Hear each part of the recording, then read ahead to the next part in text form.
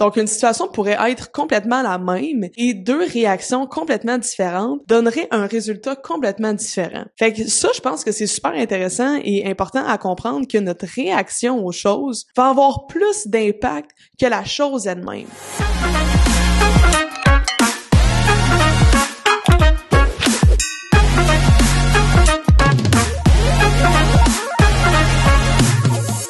Hey, salut à tous, bienvenue à Croissance Métaphysique, le meilleur podcast pour libérer son plein potentiel, atteindre ses objectifs et créer sa réalité de rêve à l'aide de la métaphysique. Je m'appelle Laurence Lévesque, je suis métaphysicienne, puis je suis super contente de vous retrouver aujourd'hui pour un autre épisode de Croissance Métaphysique. Aujourd'hui, on a un sujet qui, je crois, va en rejoindre plus d'un. En fait, on va parler de comment réagir face à l'adversité. Vous savez, on a tous déjà vécu des situations dans notre vie où est-ce qu'on fait face à une certaine adversité et qu'on doit réagir. Tu sais, on doit avoir une réaction, on doit essayer des choses, on doit trouver des solutions. Même des fois, il n'y a pas nécessairement de solution, mais on doit quand même dealer avec comment on se sent à l'intérieur de nous. Et face à cette adversité-là, il y a des trucs pour nous aider. Et c'est pourquoi aujourd'hui, je décide que j'allais vous donner 2 trucs sur comment réagir face à l'adversité. Avant d'embarquer dans notre vif du sujet, la semaine passée, on a parlé d'arrêter d'appréhender le futur. Souvent, des fois, on va avoir cette sorte d'overthinking-là et on va faire ça dans le but un peu de se protéger et de vouloir se protéger, de se dire, OK, qu'est-ce qui va se passer? On essaie de penser à tous les scénarios, mais là, finalement, qu'est-ce qui se passe? C'est qu'on vit dans le futur. On vit pas dans le présent, on vit complètement dans une vie qu'on se crée avec des scénarios et ça, c'est pas le fun parce que ça fait que ça nous éloigne du présent et qu'on est majoritairement du temps dans notre mental. Et ça, on veut pas ça. Fait que si jamais en ce moment, t'écoutes ça pis tu te dis, Colin, moi, j'ai ce réflexe-là de souvent être dans le futur, toujours avoir des pensées anticipatoires, toujours essayer de voir qu'est-ce qui va se passer et que tu vis beaucoup dans ta tête, dans le futur, ben, je t'invite à aller voir le dernier épisode. Je pense vraiment que ça va pouvoir te rejoindre parce que je donne des trucs sur comment justement arrêter de vivre dans le futur. Je suis finalement de retour à la halte 24/7 pour venir filmer les podcasts de croissance métaphysique. Je suis contente de pouvoir filmer ici pour vous. C'est un endroit qui est super le fun avec des espaces de bureaux à partager, des salles de conférence, même un café et tout. Fait que si jamais ça vous parle, ils sont situés à Longueuil et à Montréal. Alors, ça me fait plaisir de pouvoir vous offrir le podcast de croissance métaphysique ici. Donc, sans plus tarder, parlons adversité. Peut-être que juste quand j'ai dit le mot adversité, il y a peut-être un moment qui vous est venu en tête, quelque chose que vous avez déjà vécu, quelque chose qui a été difficile, tu sais, à passer à travers. Pour moi, l'adversité, c'est quelque chose qui est tough, c'est quelque chose qui est difficile et auquel tu fais face et que tu dois comme trouver une solution. Tu sais, faut que tu t'en sortes. Là. Je veux dire, il y a personne qui veut mourir de ça puis ne plus jamais revivre. Au contraire, c'est que on doit s'en sortir, mais ça reste que c'est de l'adversité. C'est une période de temps, un moment où c'est pas facile. Évidemment, il y a des trucs un peu pour essayer que ça se passe le mieux possible. Parce que vivre de l'adversité, tout le monde en vit, mais souvent c'est plus notre réaction, comment on va réagir à ça qui va faire une différence. Donc, une situation pourrait être complètement la même et 2 réactions complètement différentes donneraient un résultat complètement différent. Fait que ça, je pense que c'est super intéressant et important à comprendre que notre réaction aux choses va avoir plus d'impact que la chose elle-même. Quand j'étais jeune, mon père m'a souvent répété la phrase « L'attitude plus que l'aptitude détermine ton altitude ».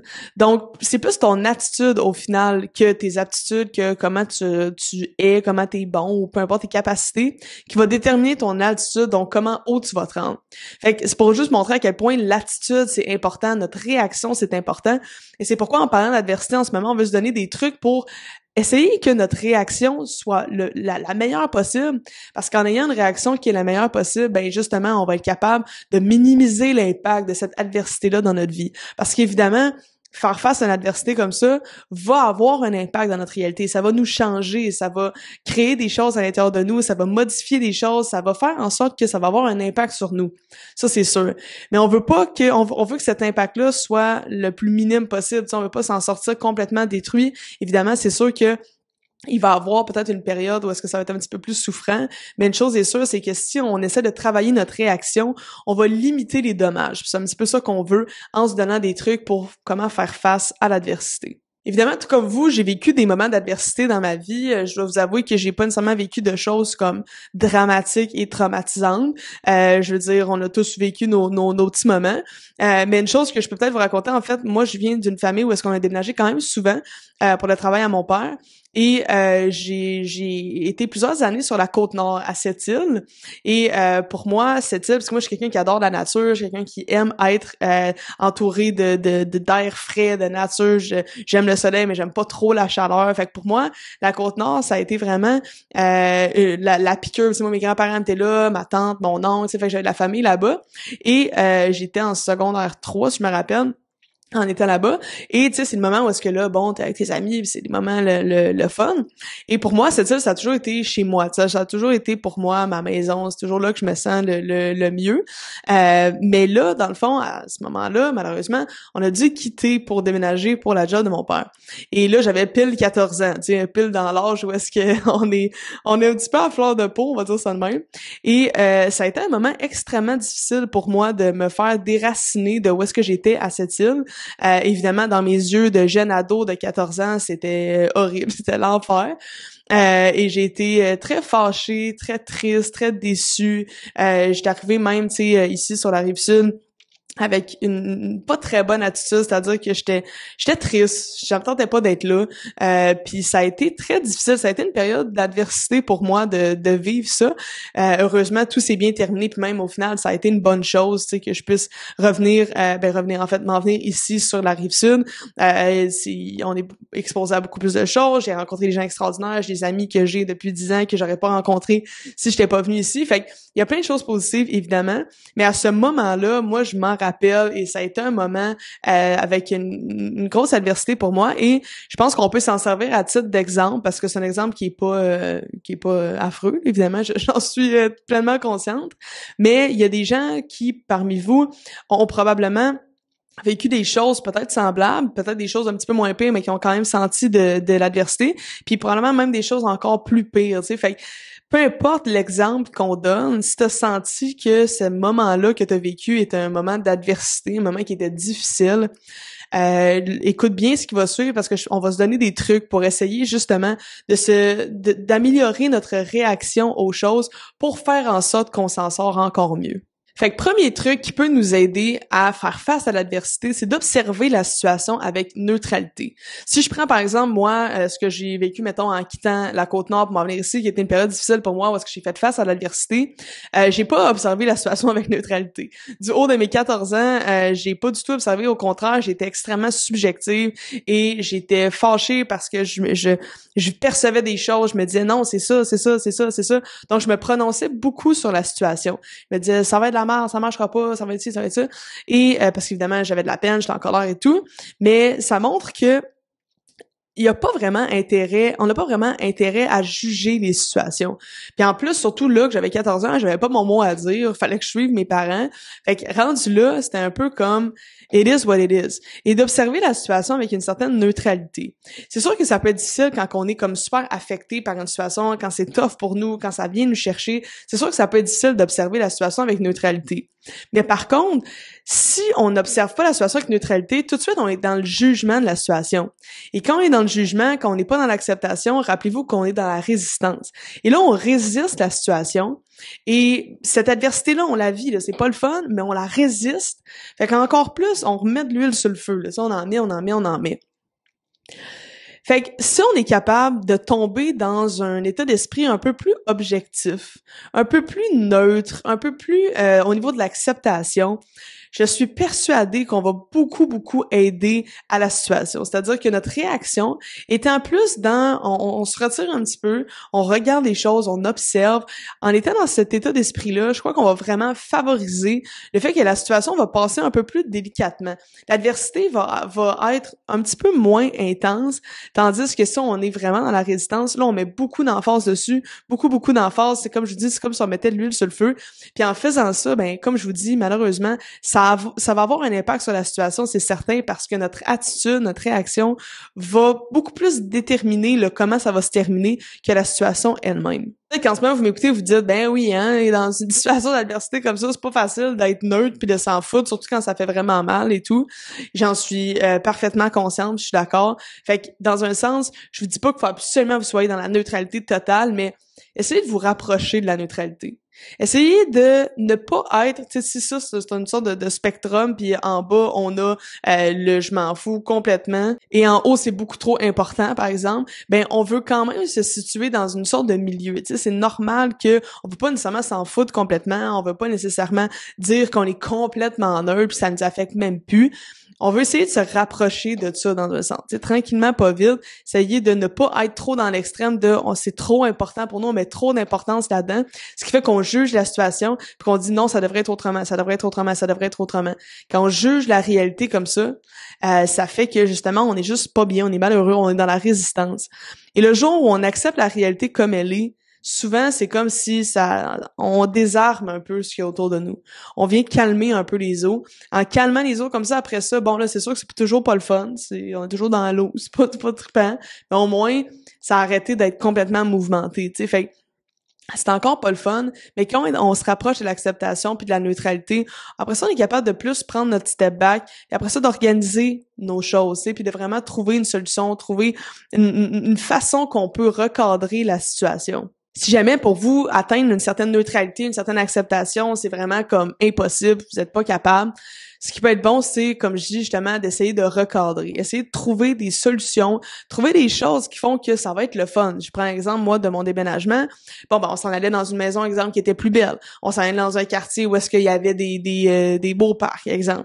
On s'en va en ville, on s'en va rejoindre notre famille qui était plus dans le coin d'ici. Fait que c'est de trouver des petites choses qui sont au final positives, qui viennent nous diminuer un petit peu encore l'adversité, mais dans un sens, comme je vous dis, essayez en premier lieu d'essayer de vous ramener à une certaine neutralité. En faisant ça, vous allez être plus sain, vous allez être plus calme et votre réaction va être meilleure, votre attitude va être meilleure face à la situation. Et si vous pouvez aussi, comme je vous dis, recadrer, trouver du positif à une situation, vous savez, c'est presque impossible que dans n'importe quelle situation, il y ait juste du négatif. Il y a des situations qui sont majoritairement négatives, j'en suis consciente. Par contre, il y a quand même certaines situations où est-ce qu'on peut aller trouver des petits points positifs. Et on veut essayer de mettre notre attention là-dessus plutôt que de mettre notre attention sur le négatif. Parce que sachez que ça sur quoi vous mettez votre attention va prendre de l'expansion. Fait que si on fait juste focus sur les points négatifs, ça se peut très bien que les points négatifs prennent de l'expansion. Au contraire, si on focus sur les points qui sont positifs, les points positifs risquent de prendre de l'expansion. Puis au final, ce qu'on veut, ben, c'est que le positif prenne toute la place. Donc, premier truc, observer la situation avec neutralité. Ça m'amène à mon deuxième truc, qui est de se poser la question, qui sait ce qui est bon ou mauvais? Cette question-là est super intéressante parce que, au final, quand une situation arrive, nous, on la juge puis on l'étiquette en étant comme positive ou négative. Si je sors dans la rue puis je trouve un 100 pièces à terre, situation positive. Si je marche dans la rue puis je me fais fesser par un char, bon, situation négative. Fait que nous, on met des étiquettes sur les situations qui se passent. Mais d'un point de vue peut-être au niveau de l'univers, on va essayer de se questionner sur qui sait en fait ce qui est bon ou mauvais, tu sais? J'ai trouvé un 100 pièces à terre, OK? Qu'est-ce qui fait que est-ce que c'est bon ou est-ce que c'est pas bon? Qui sait au final? Je me suis fait frapper par un char, OK? Qui sait si c'est bon ou pas bon au final? C'est important de se poser ces questions-là parce que parfois, peut-être que notre jugement de la situation sera pas nécessairement adéquat. Il y a des situations où est-ce que des fois, on sait pas pourquoi cette chose-là arrive, c'est comme une situation qui semble négative en apparence, et on la juge, mais au final, on réfléchit à ça puis on se dit, hey, si ça c'était pas arrivé, ça serait pas arrivé, puis je serais pas là où est-ce que je suis en ce moment, puis je serais pas la personne que je suis en ce moment. Fait que, dans un sens, pourquoi se poser cette question-là, c'est quand on fait face à une certaine adversité, quand on fait face à des changements, quand on fait face à une situation qui est moins le fun, ben de se poser la question, qui sait ce qui est bon ou mauvais? Peut-être que cette chose-là, en ce moment, arrive pour une bonne raison. Et cette raison-là, je la connais pas encore. Mais dans le moment présent, d'avoir la foi que peut-être que cette chose-là a une raison d'être et que cette chose-là fait partie de mon chemin, de mon destin, de où est-ce que je m'en vais et que je dois passer par là pour me rendre où je veux aller, peut-être que c'est ça aussi, tu sais. Fait que d'avoir un petit peu cet état d'esprit-là, ce mindset-là, d'être dans l'acceptation des choses, parce que tu sais que chaque chose a lieu d'être dans ta vie, on dirait que tout de suite aussi, ça nous rend plus calme et ça nous rend plus dans l'acceptation de la situation. Fait qu'au final, nos deux trucs sont quand même un petit peu reliés, c'est-à-dire que le fait de se poser la question qui sait ce qui est bon ou mauvais, ça nous ramène à l'acceptation, ça nous aide à accepter la situation. Parce qu'en se posant la question de est-ce que c'est bon, est-ce que c'est pas bon, est-ce qu'on est neutre par rapport à ça, ben on se ramène vers une certaine neutralité, vers une certaine acceptation. On se dit c'est pas bon, c'est pas bon, c'est pas bon, c'est juste de même. C'est neutre, c'est comme ça. Et là, ça nous amène à l'acceptation. Fait que nos deux trucs sont reliés et nous ramènent encore une fois à l'importance d'être dans l'acceptation et l'objectivité quand il arrive une situation négative. Et évidemment, de recadrer va nous aider à comme ramener un petit peu de positif là-dedans, tu sais. C'est sûr qu'il y a des fois, il y a des situations où malheureusement, c'est bien tough de trouver du positif. Par contre, au moins de toujours être optimiste, toujours avoir une direction positive. On accepte la situation comme elle est en ce moment sans la juger et on essaye d'avoir foi en l'avenir. Tu sais, des situations qui se passent pas le fun en ce moment, dans le moment présent, mais dans l'avenir qui s'en vient, il y a du positif qui s'en vient pour vous, c'est sûr, à 100%. Comme on dit, après la pluie, le beau temps, ben c'est un peu ça qu'on veut se dire ici, c'est que il y a du beau temps qui s'en vient. C'est pas vrai qu'il va pleuvoir pendant 7 ans. C'est sûr qu'il y a des moments où c'est plus difficile, mais être optimiste pour le futur et dans l'acceptation du présent, je pense que ça nous donne une belle attitude pour gérer l'adversité. Donc, petit résumé de ce qu'on a parlé aujourd'hui, on a parlé de comment justement réagir, faire face à l'adversité et on a donné 2 trucs. Le premier qui est être dans l'observation, être dans l'acceptation, la neutralité face à la situation, essayer de ne pas la juger, essayer de ne pas tomber dans une sorte de résistance, vraiment accepter la situation comme elle est. Et pour accepter la situation comme elle est, ça nous aide à notre deuxième truc qui est justement de se poser la question: qui sait ce qui est bon ou mauvais? Et de ne pas juger une situation étant bonne ou mauvaise. Si cette situation-là arrive, c'est parce qu'elle a une raison d'être. Et peut-être qu'en ce moment, tu sais pas la raison pour laquelle tu vis ça. Mais une chose est sûre, c'est qu'elle a une raison d'être là. Puis dans le pire des cas, même s'il y a rien de super positif qui sort de là, dans le pire des cas, ça va t'avoir fait grandir. Et ça va t'avoir fait vivre une expérience. Et en tant qu'être humain, on est là pour vivre des expériences. C'est sûr que c'est triste, il y a des choses pas le fun qui se passent dans notre réalité, mais reste qu'on est sur la Terre pour vivre des expériences et grandir. Fait qu'une chose est sûre, c'est que tu retires au moins le fait de grandir, peu importe la situation. Et même un petit peu plus loin que ça, je vous dirais que dans plusieurs situations négatives, on peut en retirer du positif. Et surtout avec le temps, on regarde en arrière et on se dit, ouais, finalement, c'était une bonne chose. Et je crois qu'il faut être optimiste pour le futur. Et se dire que non, ça a une raison d'être, cette adversité-là que je vis en ce moment. Je vais l'accepter et je vais pas juger la situation en ce moment. Je vais pas dire qu'elle est fun, je vais pas dire qu'elle est pas le fun. Je vais juste l'accepter comme elle est et être optimiste pour le futur. Fait qu'écoutez, j'espère que ça vous a rejoint de parler un petit peu d'adversité. Si jamais vous êtes dans une situation en ce moment où est-ce que vous êtes dans une période d'adversité, ben mon cœur est avec vous et je vais envoyer mes prières, mes bonnes pensées pour vous parce que je sais que même si on donne des trucs, c'est pas facile quand on le vit réellement. Fait qu'essayez d'appliquer ces petits trucs-là et s'il y a quoi que ce soit, justement, vous savez que j'offre plusieurs formations, plusieurs coachings pour aider les gens à développer leur mindset, à atteindre leurs objectifs et en plus, j'ai créé une communauté sur Facebook qui s'appelle la communauté du potentiel intérieur, qui est là justement pour aider les gens, qu'on s'entraide ensemble à exploiter notre plein potentiel et incarner la meilleure version de nous. Fait que si jamais ça vous parle, c'est un groupe qui est 100% gratuit, vous pouvez nous rejoindre dès maintenant. Je vais mettre le lien dans la description. Et si ça vous parle, ben, je vais vous accepter avec plaisir dans le groupe. Sinon, si vous avez reçu la valeur de cet épisode-là, je vous invite à aimer le podcast, à laisser un message, laisser un review, laisser un commentaire. Ça me fait toujours plaisir de voir ça, évidemment. Et ben écoutez, je vous remercie encore énormément pour votre attention et d'avoir été là aujourd'hui. Et sur ce, je vous dis à la semaine prochaine et namaste.